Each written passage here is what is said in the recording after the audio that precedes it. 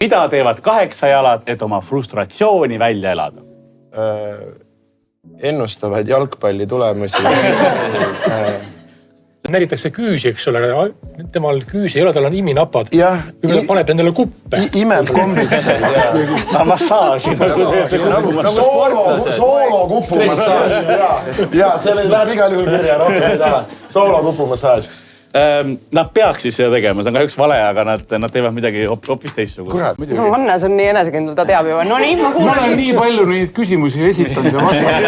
Ma lihtsalt meenutan, mis see oli täpsemalt. Ma arvan, et see kuradi vabandust. Ma arvan, see võib olla äkki seotud sellega, et kui inimene, kellel on päriselt frustratsioon, ma ei mõtle neid, kes lihtsalt nagu hädaldavad, vaid ma mõtlen, kellel on ikka frustratsioon, siis nendel inimestel toimib. Kui sa ärkad ja sa ei tea, kus sa oled ja sa oled pimedas ja sa pead kuidagi jalgadega ja kätega kompides nagu kuhugi jõudma, eks ju. Ja usu, siis sul tekib frustratsiooni asemel hoopis teine tunne. Kindlalt sa mõtled, kus ma olen, mis pull see siin käib, eks ole. 8 jalal on 8 jalga, eks ju, kuidad ette, kus ta saab kombata, eks ole. Kurat, kus ma olen. Hakkasid nagu nii enesekindlalt rääkida. Mul lihtsalt, et ta päriselt teabki ja siis tuli nii loll vastus. Ma samamoodi tundsin järjest juba ennast. Nad ei ole öelnud, et see õige või vale, see on loll. Hannes tundub täpselt see vend, kes üksi istubki kodus ja mõtleb täpselt selle peale, mida teevad 8 jalad, kui need on. Aga see näitab, et sa oled poliitikas olnud, sest see on täiesti vale vastus. Aga ma olin korra,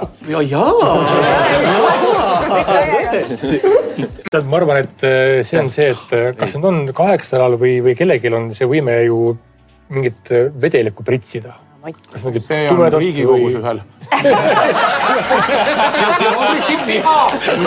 Nimesid ei nimet. Et võib-olla Hannesel on õige mõtteviis, et ta paneb oma jalad kokku, hakkab minema, aga laseb veel purtu sinna veel nagu otse.